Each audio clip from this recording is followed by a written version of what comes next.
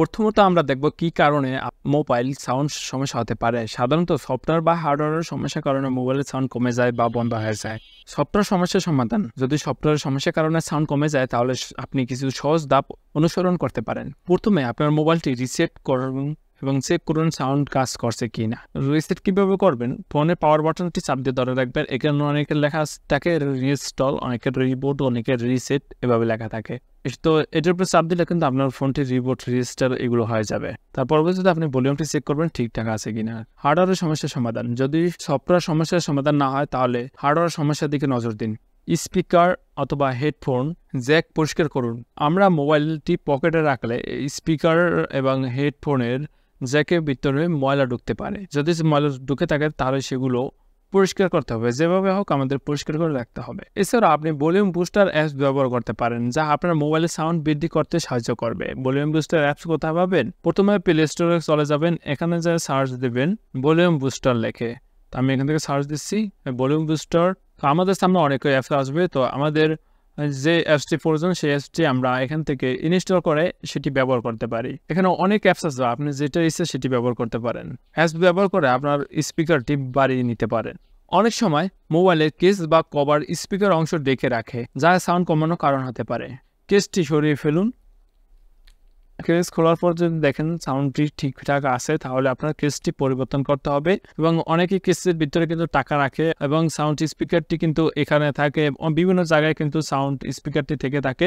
একেবারে প্লাস্টিক অংশ যদি সেখানে পড়ে থাকে তাহলে কিন্তু সাউন্ডের সমস্যা হতে পারে। তো এগুলো আপনার চেক করতে পারেন। মোবাইলের সিস্টেম আপডেট আসে কিনা সেটা চেক করতে হবে।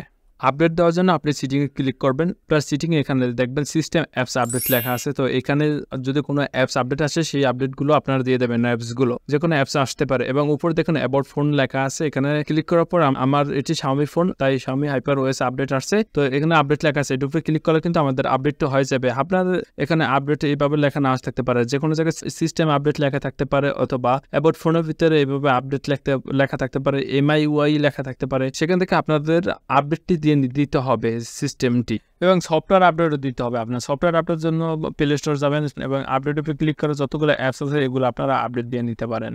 কিছু থার্ড পার্টি অ্যাপসের কারণেও কিন্তু এই সমস্যাটা হতে পারে। এটা কিভাবে বুঝবেন থার্ড পার্টি অ্যাপস আছে কিনা? তো আপনার মোবাইলে সেফ মোড ব্যবহার করতে পারেন। মোবাইলে সেফ মোড কিভাবে ব্যবহার করবেন সেটি এখন দেখাচ্ছি না, তাহলে অনেক সময় লাগবে। আপনারা যদি না পারেন ইউটিউবে সার্চ দিতে পারেন অথবা আমাকে কমেন্ট করতে পারেন, আমি সেই নিয়ে ভিডিও দেওয়ার চেষ্টা করব। তারপর আমি দেখা দিচ্ছি ভলিউম বাটন এবং পাওয়ার বাটন দুইটি একসাথে চাপ দিয়ে কিন্তু আপনার সেফ মোডটি চালু করতে হবে।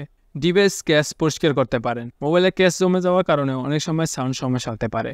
আমি যে সমাধানগুলো বললাম এই সমাধানগুলো যদি কাজ না করে তাহলে শেষ উপায় হতে পারে ফ্যাক্টরি রিসেট করা। তবে মনে রাখবেন ফ্যাক্টরি রিসেট করলে মোবাইলের সমস্ত ডাটা মুছে যাবে। ফ্যাক্টরি রিসেট কিভাবে করবেন? ফ্যাক্টরি রিসেট করার জন্য সিটিংয়ে আসবেন, এখান থেকে লিখবেন ফ্যাক্টরি রিসেট লিখে সার্চ দেবেন, অথবা অ্যাবাউট ফোনে জায়গা কিন্তু আপনার দিতে পারেন, অথবা শুধু রিসেট লিখে সার্চ দিলেও হবে। রিসেট লিখে আমি যদি সার্চ দিই ইলেস অল ডাটা, এখানে যদি এবং সামনে কিন্তু আছে ফ্যাক্টরি রিসেট, এটার উপরে আমরা ক্লিক করি ইলেস অল ডাটা, এটার উপরে ক্লিক যদি আপনার মোবাইল লক থাকে তাহলে সেই লকটি এখানে দিলেই আপনার মোবাইলটি কিন্তু রিসেট হয়ে যাবে। তবে মনে রাখবেন ফ্যাক্টরি রিসেট করলে মোবাইলের সমস্ত ডাটা মুছে যাবে, তাই আগে থেকে ডাটা ব্যাকআপ নিন।